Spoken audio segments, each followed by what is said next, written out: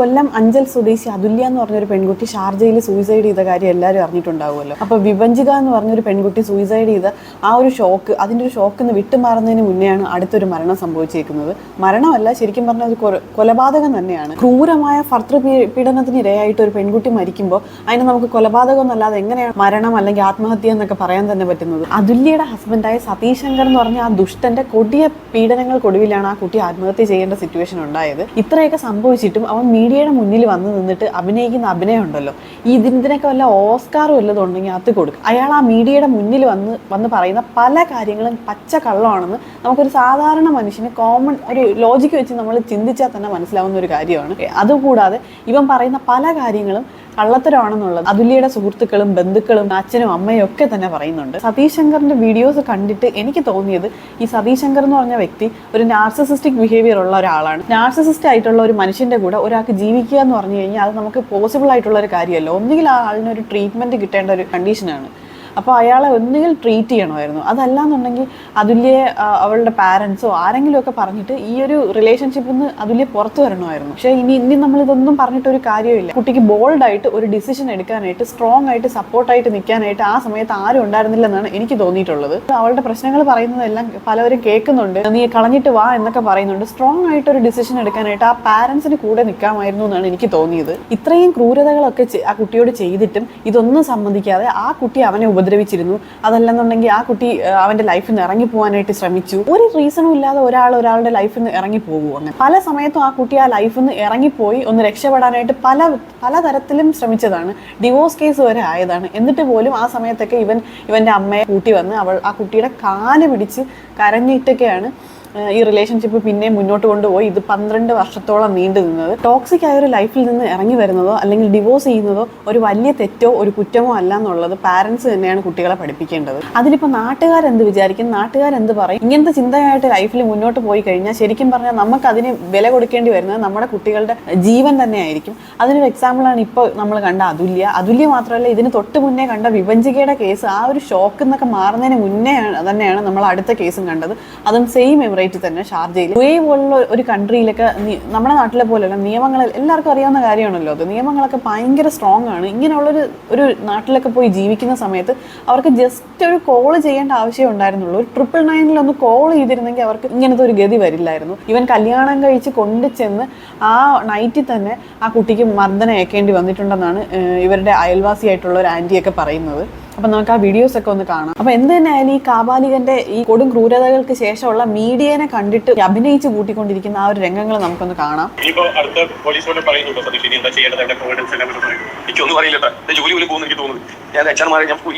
അപ്പൊ ആ കാര്യത്തിൽ എന്തായാലും ഒരു തീരുമാനമായിട്ടുണ്ട്, ജോലി പോയി. അപ്പൊ നമുക്ക് ആ വീഡിയോ ഒന്ന് കാണാം. ഞാൻ സൈറ്റിൽ വിയർത്ത് ജോലി ചെയ്ത് വരുന്ന മനുഷ്യനാണ്. ഞാൻ വല്ലപ്പോഴും വീട്ടിൽ ഞാൻ കഴിക്കാറും. ഡെയിലി എനിക്ക് കഴിക്കാനും പറ്റില്ല, എൻ്റെ ആരും സമ്മതിക്കത്തില്ല. ഞാൻ ഷുഗർ പേഷ്യൻ്റാണ്.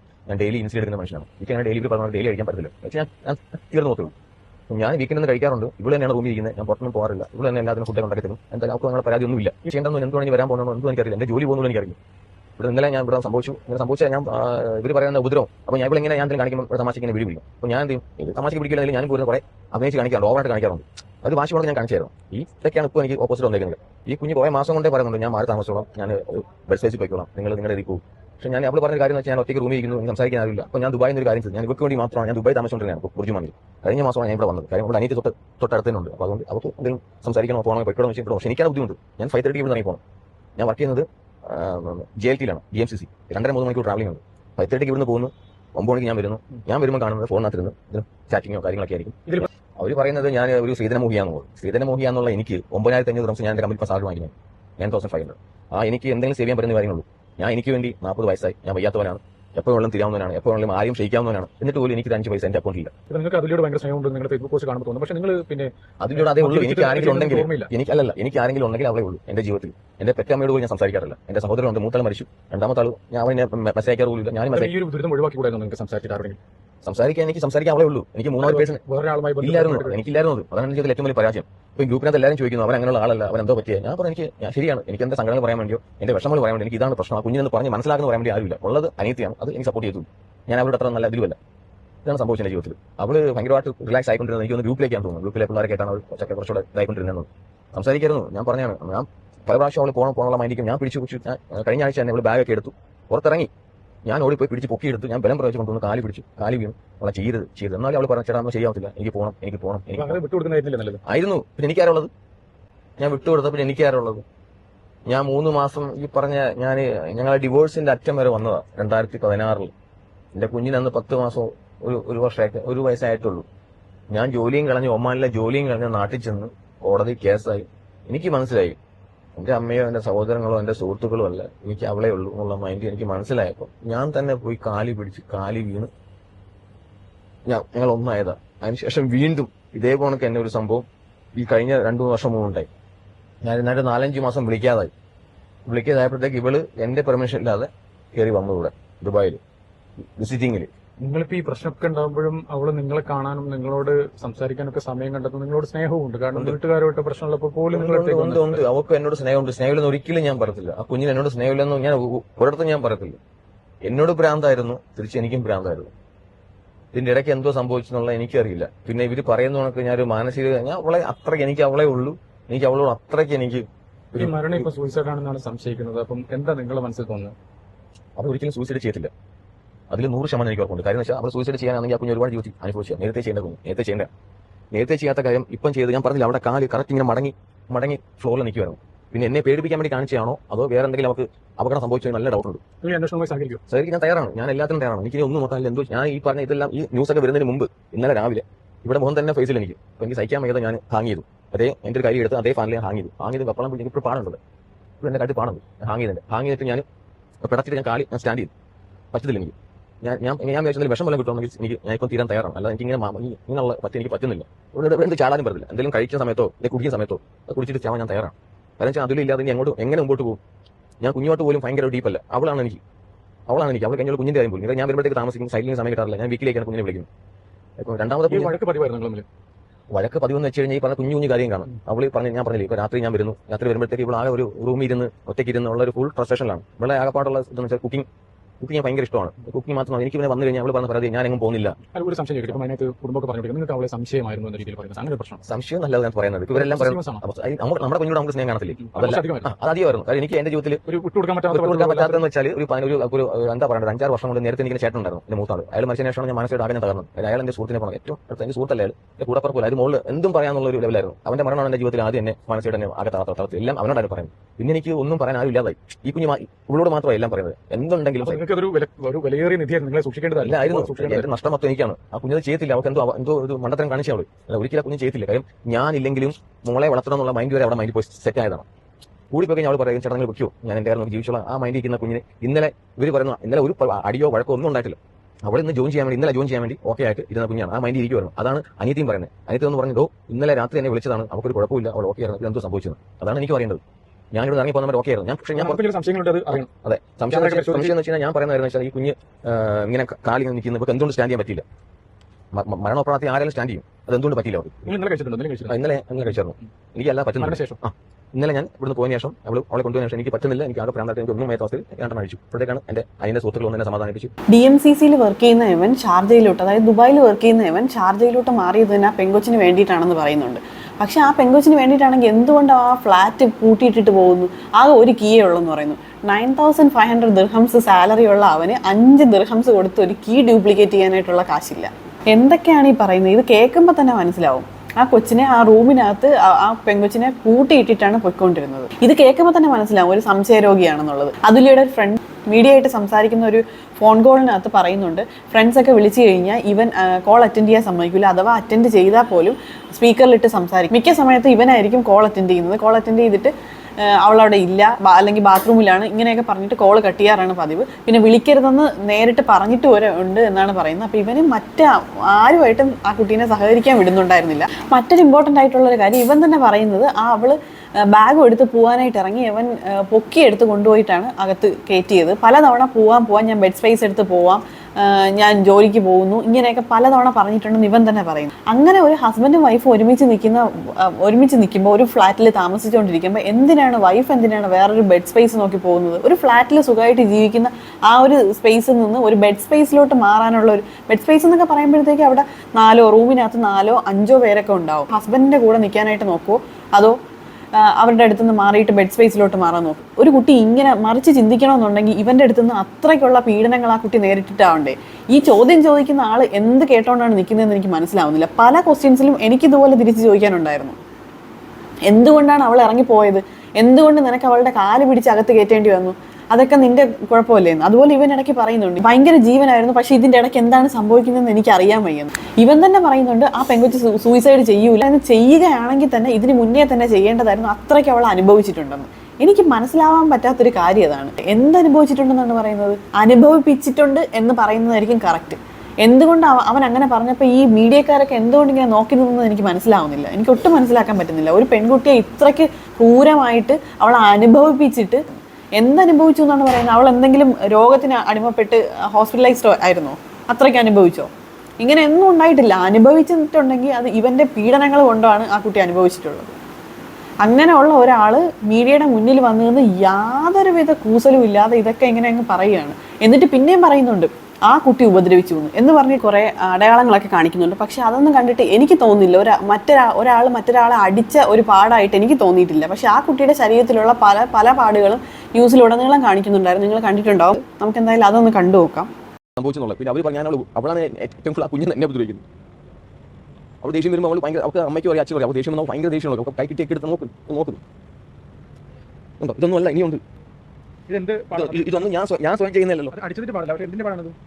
ഇത് അടിച്ച പാടാണ് മൊത്തം. ഇത് അവൾ എന്തൊക്കെ കാണിച്ചാണ്. ഇതിപ്പോൾ ഞാൻ കഴിഞ്ഞ പ്രാവശ്യം ഞാൻ എല്ലാവരും പറഞ്ഞു ഞാൻ ബാത്റൂമിൽ സ്ലിപ്പാട്ടി വീണയാണ്. അതല്ല, ഞാൻ ഒരാഴ്ച ഇങ്ങനെ കൈ കെട്ടി നടക്കുമായിരുന്നു. ഞാൻ ബാത്റൂം വീണല്ലേ, ഇവളോട്ട് പ്രശ്നം വന്നപ്പോൾ ഇവിടെ തെള്ളി ഞാൻ താഴെ പിടിച്ചിട്ട് ഞാൻ ഒരാഴ്ച ഞാൻ സ്ലിംഗ് ഇട്ടുകൊണ്ടിരുന്നു. ആ സ്ലിംഗ് ആ ബെൽറ്റ് കൂലി അവളെ അടിച്ചു. ഇതാണ് ആ പാട് കണ്ടിട്ട് ഒരാൾ അടിച്ചതായിട്ടോ മറ്റൊരാൾ ഉപദ്രവിക്കുന്ന സമയത്ത് ഉണ്ടാവുന്ന പാടുകളായിട്ട് എനിക്ക് തോന്നിയില്ല, മീഡിയക്കാർക്കും തോന്നിയില്ല. അത് അവർ ചോദിച്ചിട്ടുണ്ട് കറക്റ്റായിട്ട്. അതെന്തോ ഒരു സാധനം വെച്ച് എന്തോ കുത്തി മുറിവുണ്ടാക്കിയ പോലെ ഉണ്ട്. അതുമാത്രമല്ല അത് നല്ല പുതിയതുമായിരുന്നു. ഇവൻ പറയുന്നത് എന്നോ ഒരു ദിവസം ഇതുപോലെ ഇങ്ങനെ സംഭവിച്ചിട്ട് സ്ലിംഗ് ഒക്കെ ഇട്ട് നടക്കുന്നുണ്ടായിരുന്നു എന്നൊക്കെയാണ് പറയുന്നത്. ആ ഒരു ബെൽറ്റ് ഊരിയിട്ട് അടിച്ചു എന്നൊക്കെയാണ് പറയുന്നത്. പക്ഷേ ഈ പാട് റീസെൻ്റ്ലി ഉണ്ടാക്കിയ പാടായിട്ടാണ് എനിക്ക് തോന്നിയത്. ഇത് ഇപ്പോഴും റെഡ് കളറിൽ തന്നെ ഇരിപ്പുണ്ട്. തലേ ദിവസം എന്തോ സംഭവിച്ചിട്ടുണ്ടെന്നാണ് എനിക്കിതൊക്കെ കണ്ടിട്ട് തോന്നുന്നത്. അപ്പോൾ എന്തായാലും ഷാർജ പോലീസ് അന്വേഷിക്കുന്നുണ്ട്. ഇന്ന്, അതായത് മൺഡേ, ആ കുട്ടിയുടെ പോസ്റ്റ്മോർട്ടം നടക്കും എന്നൊക്കെയാണ് പറയുന്നത്, മൺഡേ. അപ്പോൾ നമുക്ക് നോക്കാം, നമുക്ക് വെയിറ്റ് ചെയ്യാം. എന്തായാലും ആ കുട്ടിക്ക് നീതി കിട്ടട്ടെ. ആ കുട്ടി രണ്ടാമതൊരു ബേബി ഉണ്ടായ സമയത്ത് ആ കുട്ടി തനിയെ ഇവന്റെ പെർമിഷൻ എടുക്കാതെ നാട്ടിൽ പോയി അബോർട്ട് ചെയ്തു എന്നാണ് ഇവൻ പറയുന്നത്. പക്ഷെ അതിന്റെ സത്യാവസ്ഥ അതല്ല. അതുല്യ കുറെ കാര്യങ്ങളൊക്കെ ഷെയർ ചെയ്തിരുന്ന ഒരു ഫ്രണ്ട് മീഡിയയോട് പറയുന്ന കുറെ കാര്യങ്ങളുണ്ട്. നമുക്ക് അതൊന്ന് കേൾക്കാം. നമ്മളോട് പറയാറുണ്ടായിരുന്നു, വീട്ടുകാരോട് പറയാറുണ്ട്. നമ്മൾ വീട്ടുകാരായാലും ഞങ്ങൾ ഫ്രണ്ട്സ് ആയാലും അവളോട് പറയാറുണ്ട്, നിനക്ക് പറ്റത്തില്ല, നീ ഒഴിവായിട്ട് വാ, നിനക്ക് അവന്റെ കൂടെ കടിച്ചു തൂങ്ങി നിൽക്കേണ്ട കാര്യമില്ല, നീ ഒഴിവായിട്ട് വാ എന്ന് പറയും. കുറേയൊക്കെ കേട്ട് വരികയും ചെയ്തിട്ടുണ്ട്. വന്ന് കുറച്ച് ദിവസം കഴിഞ്ഞ് തന്നെ ഇരിക്കുമ്പോൾ ഇവൻ വിളിച്ചിട്ട് പോട്ടെ, എന്റെ ഭാഗത്ത് മിസ്റ്റേക്കാണ്, സോറി, ഇനി അങ്ങനെ ഉണ്ടാവത്തില്ല എന്ന് പറഞ്ഞിട്ട് കുറെ പറയുമ്പോഴത്തേക്ക് ഇവളുടെ മനസ്സലിഞ്ഞിട്ട് ഇവള് അവന്റെ കൂടെ പോവുകയാണ് ഉണ്ടാകുന്നത്. പ്രശ്നം ഉണ്ടായിരുന്നു. പിതാവ് പറയുന്നത് പോലത്തെ പ്രശ്നം എന്താണെന്ന് എനിക്കറിയില്ല. പക്ഷെ അവരുടെ ലൈഫിൽ നല്ല പ്രശ്നങ്ങളുണ്ടായിരുന്നു. കാരണം ഈ സതീഷ് എന്നെ 3-4 വട്ടം എന്റെ അടുത്ത് തന്നെ ഇതിന്റെ ഇടയിൽ നിന്ന് എന്താ പറയാ അതിലെടുത്ത് പറഞ്ഞ് മനസ്സിലാക്കണം, ഇനി എന്റെ ഭാഗത്ത് നിന്ന് അങ്ങനെ ഉണ്ടാവത്തില്ല എന്ന് പറഞ്ഞിട്ട് കുറേ തവണ കോംപ്രമൈസ് ചെയ്ത് കൊണ്ടുപോയിട്ടുണ്ട്. പിന്നെ കഴിഞ്ഞ ബർത്ത്ഡേക്ക് ഇവള് അവന്റെ കൂടെ അവിടെ ഫ്ലൈറ്റിലായിരുന്നു. അപ്പം ആ സമയത്ത് ഇവളുടെ അച്ഛനും അനിയത്തിയും എല്ലാവരും അവിടെ ഉണ്ടായിരുന്നു. ആ ടൈമിൽ ഇവളെ ഉപദ്രവിച്ചിട്ട് അന്ന് രാത്രി ഇവളെ എന്നെ വിളിച്ചിട്ടുണ്ടായിരുന്നു. ഇങ്ങനെ ഉപദ്രവിച്ചിട്ട് അങ്ങനെ അച്ഛനും അഖിലയും വന്നു, ഞാനിപ്പോൾ അഖിലേന്റെ ഫ്ലാറ്റിലാണുള്ളത് എന്ന് പറഞ്ഞിട്ട് അന്ന് വിളിച്ചിട്ടുണ്ടായിരുന്നു. അത് കഴിഞ്ഞിട്ട് 2 ദിവസം കഴിഞ്ഞ് ഇവൻ വന്നിട്ട് സോറി പറഞ്ഞപ്പോഴത്തേക്ക് ആദ്യമേ അവൻ്റെ കൂടെ പോയി. ഇവളങ്ങനെ തന്നെ കാണിക്കുന്നത്. കാരണം ഇവക്ക് അവൻ എന്ത് ചെയ്താലും അതിലൊരു എന്താ പറയുക അന്നേരത്തേക്കേ ഉള്ളൂ. കുറച്ച് കഴിയുമ്പോഴത്തേക്ക് ഇവള് അയ്യോ പാവല്ലേ, ചേട്ടൻ എന്തോ ഒറ്റയ്ക്ക് എങ്ങനെ ചേട്ടൻ നിൽക്കും, അങ്ങനത്തെ ഒരു മൈൻഡായിരുന്നു. മദ്യമാണ്. മദ്യം കഴിച്ചു കഴിഞ്ഞാൽ എന്താ അയാൾക്ക് മദ്യം കുറച്ച് ഓവറായിട്ട് കുടിച്ച അയാൾ പിന്നെ അയാൾ പോലും അല്ല, അങ്ങനെ ആ രീതിയിലാണ് ഉപദ്രവിക്കുന്നത്. ചെറിയ കാരണം മതി, നിസ്സാര കാരണം മതി. ഇവൻ നമ്മൾ ഫ്രണ്ട്സ് പോലും ഞാൻ തന്നെ കുറെ വട്ടം വിളിച്ചിട്ടുള്ള എത്രയോ തവണ ഫോൺ തല്ലി പൊട്ടിച്ച് പറഞ്ഞിട്ടുണ്ട്, വിളിക്കരുതെന്ന് ഡയറക്റ്റ് പറഞ്ഞിട്ടുണ്ട്. അങ്ങനെ കുറെ കാര്യങ്ങളുണ്ട്. സുഹൃത്തുക്കൾ ഫ്രണ്ട്സ് ആര് വിളിച്ചാലും ഫോൺ എടുത്തിട്ട് ഒന്നെങ്കിൽ സ്പീക്കർ കോൾ ഇടണം. അതല്ലാന്നുണ്ടെങ്കിൽ അയാൾ എടുത്തിട്ട് പറയും അവൾ ഇവിടെ ഇല്ലാന്ന് പറഞ്ഞിട്ട് കട്ട് ചെയ്യും. അവളില്ലാത്ത ടൈമിൽ അയാളില്ലാത്ത ടൈമിലാണ് അവൾ നമ്മളെ കോൺടാക്ട് ചെയ്യുന്നത്. കുട്ടിയോട് ഒരു ആത്മാർത്ഥതയും കാര്യങ്ങളൊന്നുമില്ല. ഒരു ആത്മാർത്ഥതയും കുട്ടിയോടും ഇല്ല. കുട്ടിക്കും അയാളെന്ന് പറയുന്നത് ഒരു പേടിയും ആണ്. അയാൾക്ക് കുട്ടിയോട് ഒരു തരത്തിലുള്ള ഇതില്ല. കാരണം അയാൾക്ക് ഈ വൈഫിനോടായാലും അങ്ങനത്തെ ഒരു എന്താ പറയാ ഒരു സ്നേഹമോ അല്ലെങ്കിൽ ഒരു ഇതൊന്നുമില്ല. അവന്റെ എന്താ പറയാ അവന്റെ ആവശ്യത്തിന് മാത്രമുള്ള ഒരു ഉപകരണം അത്രേ അവൾക്ക് കൊടുക്കുന്നുള്ളൂ. അല്ലാതെ അതിനപ്പുറത്തോട്ടൊന്നും. പിന്നെ നമ്മളൊക്കെ കാണുമ്പോഴും വിളിക്കുമ്പോഴും നേരിട്ട് കാണുമ്പോഴൊക്കെ ഭയങ്കര സ്നേഹം അതൊക്കെ പ്രകടിപ്പിക്കുന്നതാണ്. അങ്ങനെ ഒരു യഥാർത്ഥത്തിൽ അങ്ങനെ ഒരു അറ്റാച്ച്മെന്റ് അവന് കുഞ്ഞിന്റെ അടുത്ത് വൈഫിനോടോ ഇല്ല.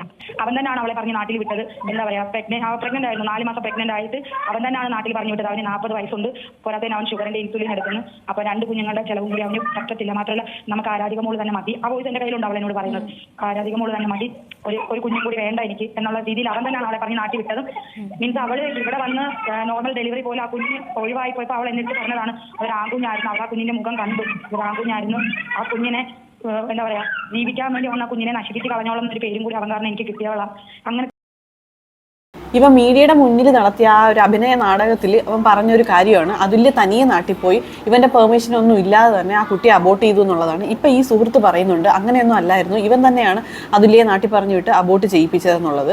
കാരണം അവൻ ഒരു ഷുഗർ പേഷ്യൻ്റാണ്, അവൻ ഇൻസുലിൻ എടുക്കുന്ന ആളാണ്, അവന് 40 വയസ്സായി. അതുമാത്രമല്ല അവന് ഒരു കുട്ടിയും കൂടി വന്നു കഴിഞ്ഞ് ആ കുട്ടിയുടെ ചിലവും കൂടെ നോക്കാൻ അവനെ കൊണ്ട് പറ്റില്ല എന്നൊക്കെ ഇവൻ പറഞ്ഞു എന്നാണ് ഈ സുഹൃത്ത് പറയുന്നത്. ഒന്ന് ആലോചിച്ച് നോക്കണം. ഇവൻ തന്നെ കുറച്ച് മുന്നേ മീഡിയയുടെ മുന്നിൽ നടത്തിയ നാടകത്തിനകത്ത് ഇവൻ പറയുന്നുണ്ട് ഇവന് 9,500 ദിർഹം സാലറി ഒക്കെ ഉണ്ട് എന്നുള്ളത്. ഈ 9,500 ദിർഹം സാലറി ഉള്ള ഒരാൾക്ക് 2 കുട്ടികളുള്ള ഒരു ഫാമിലിയുടെ എക്സ്പെൻസ് മീറ്റ് ചെയ്യാൻ പറ്റുന്നില്ല എന്ന് പറഞ്ഞു കഴിഞ്ഞാൽ എന്താണ് അതിൻ്റെ അർത്ഥം? ഇവനത് പറ്റുന്നില്ല എന്നുണ്ടെങ്കിൽ ഇവൻ ആൽക്കഹോളിക്കാണ്. ഇവൻ പറയുന്നുണ്ട് ഇവൻ അതുല്യയുടെ അച്ഛനെന്നും പറയുന്നത് പോലൊന്നും അല്ല, ഇവൻ ആഴ്ചയിൽ ഒരിക്കലൊക്കെ മാത്രമേ മദ്യപിക്കാറുള്ളൂ, അങ്ങനെയൊക്കെ അവൻ പറയുന്നുണ്ട്.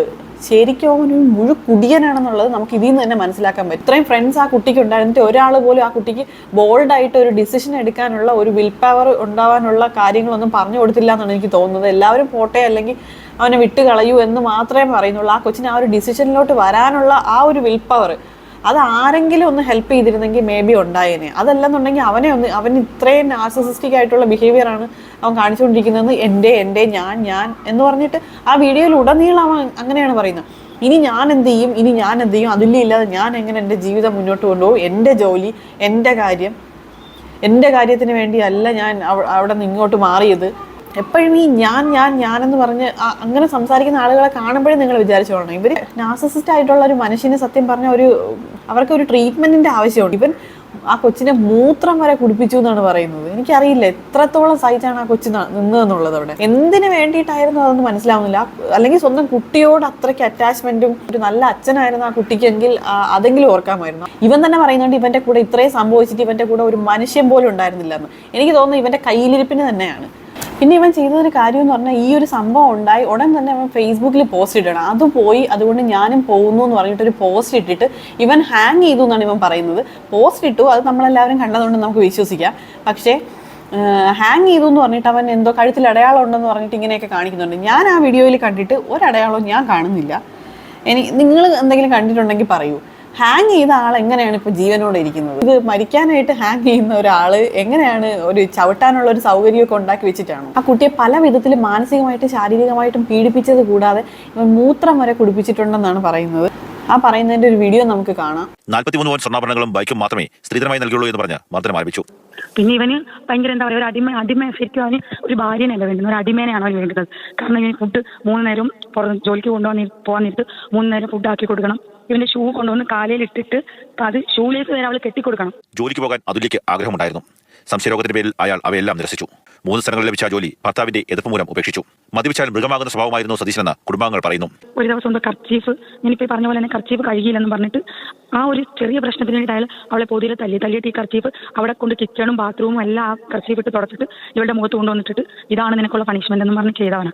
ചാനലിനോട് പറയാൻ ബുദ്ധിമുട്ടുണ്ട്, എന്നാലും ഞാൻ ഓപ്പൺ ആയിട്ട് പറയാണ്.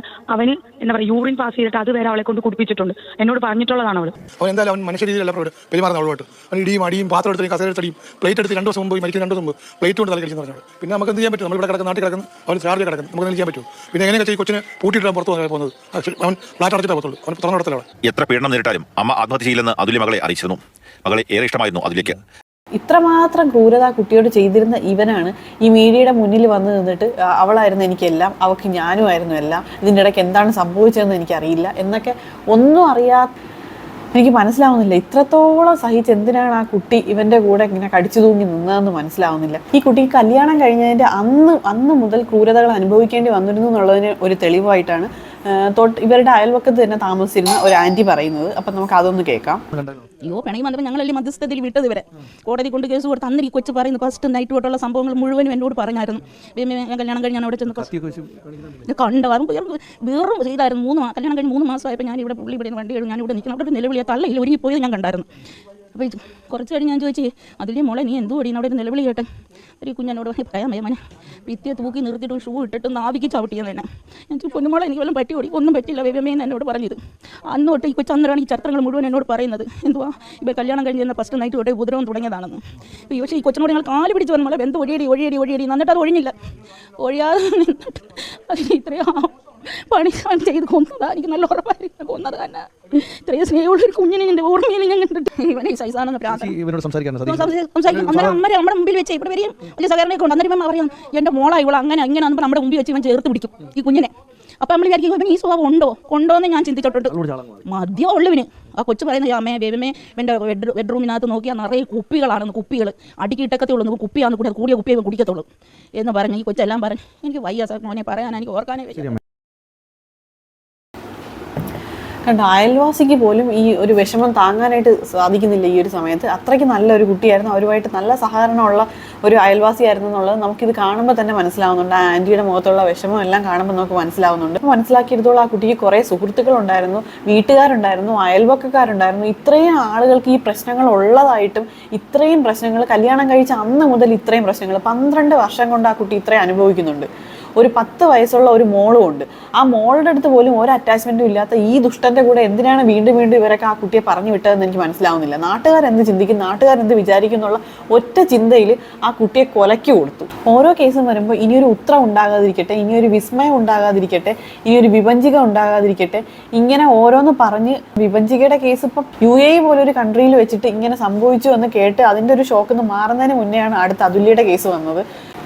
ഈ രീതിയിൽ ഒരു ടോക്സിക് റിലേഷൻഷിപ്പിൽ അകപ്പെട്ടു പോയ ആളാണെന്നുണ്ടെങ്കിൽ എത്രയും പെട്ടെന്ന് ആ റിലേഷൻഷിപ്പിൽ നിന്ന് പുറത്ത് വരിക എന്നുള്ളതാണ്. അത് ഒരു മാരേജ് ആയിക്കോട്ടെ, ഒരു റിലേഷൻഷിപ്പ് ആയിക്കോട്ടെ, ഒരു ലിവ് ഇൻ റിലേഷൻഷിപ്പ് ആയിക്കോട്ടെ, എന്ത് തന്നെ ആയിക്കോട്ടെ, ഇങ്ങനത്തെ ഒരു ടോക്സിക് ആയിട്ടുള്ള ഒരാളുടെ കൂടെ നമുക്ക് ജീവിച്ച് തീർക്കാൻ പറ്റില്ല എന്നുള്ള കാര്യം നിങ്ങൾ ആദ്യമേ തന്നെ മനസ്സിലാക്കുക. ഒന്നുകിൽ ഇങ്ങനെയുള്ള നാർസിസിസ്റ്റിക് ആയിട്ടുള്ള ആളുകൾക്ക് എത്രയും പെട്ടെന്ന് ഒരു ചികിത്സ ഉറപ്പാക്കുക. ചികിത്സിച്ച് ഭേദമായതിനു ശേഷം മാത്രം അവരുമായിട്ടുള്ള റിലേഷൻഷിപ്പ് കണ്ടിന്യൂ ചെയ്യുക എന്നുള്ളതാണ് എനിക്ക് പറയാനുള്ളത്. അതല്ലാന്നുണ്ടെങ്കിൽ ഈ ഡിവോഴ്സ് എന്ന് പറയുന്നത് ലൈഫിൻ്റെ ഒരു എൻഡ് അല്ല. അപ്പോൾ അങ്ങനെ ഒരു ഡിസിഷൻ എടുക്കാനായിട്ട് നിങ്ങൾക്ക് അതിനുള്ള വിൽ പവർ ഇല്ലാന്നുണ്ടെങ്കിൽ നിങ്ങൾ ആരുടെയെങ്കിലും സപ്പോർട്ട് തേടുക. അല്ലാതെ ഇങ്ങനെയുള്ള ഒരു റിലേഷൻഷിപ്പ് മുന്നോട്ട് കൊണ്ടുപോയി കഴിഞ്ഞാൽ അതിന് ബലിയാടാവേണ്ടി വരുന്നത് നമ്മൾ തന്നെയായിരിക്കും. ഇനിയും ഇങ്ങനെയുള്ള കേസുകൾ ഉണ്ടാകാതിരിക്കട്ടെ എന്നും അതുല്യയ്ക്ക് എത്രയും പെട്ടെന്ന് നീതി കിട്ടട്ടെ എന്നും നമുക്ക് പ്രാർത്ഥിക്കാം. ഇതിനെക്കുറിച്ച് നിങ്ങൾക്ക് എന്താണ് പറയാനുള്ളതെന്നുള്ളത് കമൻറ്റ് ചെയ്യണേ. Thank you for watching.